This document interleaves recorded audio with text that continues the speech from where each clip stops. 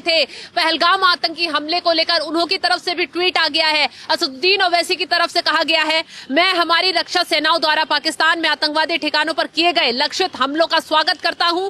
Pakistani deep state को ऐसी सख्त सीख दी जानी चाहिए कि फिर कभी दूसरा पहलगाम ना हो। पाकिस्तान के आतंक ढांचे को पूरी तरह नष्ट कर देना चाहिए। जय हिंद।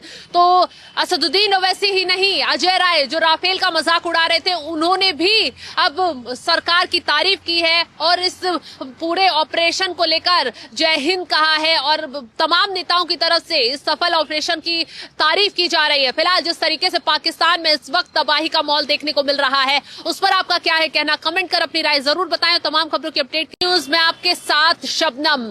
पहलगाम आतंकी हमले का बदला जो है पाकिस्तान को तबाह कर लिया गया है। ऑपरेशन सिंदूर के जरिए पाकिस्तान के आतंकी ठिकानों को नस्तनाबूद कर दिया गया है। इसी बीच एक सूत्रों के हवाले से बड़ी खबर आ रही है। खबर यह है कि जिस वक्त भारत ने पाकिस्तान पर मिसाइलें दागी, उस वक्त कहा जा रहा है आतंकी ठिकानों पर 900 से ज्यादा दहशतगर्द छुपे हुए थे। अभिषेक इस पर ज्यादा अपडेट देंगे। तो अभिषेक, क्या कुछ खबर सामने आ रही है? देखिए, पाकिस्तान की तरफ से ये दावा किया गया है, पहली बात तो मान लिया है पाकिस्तान ने कि उनके घर में हिंदुस्तान ने स्ट्राइक किया है। इससे पहले कभी उसने नहीं माना था। लेकिन हाँ, इतना जरूर है कि सेना और सरकार में कितना अंतर है। शहबाज शरीफ कहते हैं कि 5 ठिकानों पर हमला हुआ है, सेना कहती है कि 6 ठिकानों पर हमला हुआ है। सेना की, हालांकि हाँ, हमारी जो हिंदुस्तान की सेना है उसकी तरफ से दावा किया गया है कि 9 ठिकानों पर हमला किया गया है। जिन 9 कैंपों पर हमला किया गया है उनमें जो आतंकवादियों की जनसंख्या थी बताई गई है, सूत्रों के मुताबिक बहावलपुर में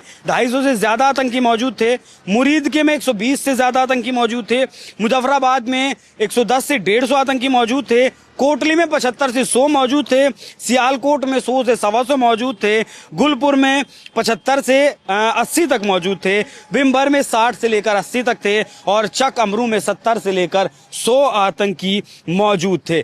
10 बजे भारतीय सेना ब्रीफिंग देगी कि कितना नुकसान हुआ है, कितना नहीं हुआ है। लेकिन बड़ा सवाल यह है कि जिस मिसाइल से हमला किया गया है वो मिसाइल राफेल जो हमारा फाइटर जेट है वही लेकर जा सकता है।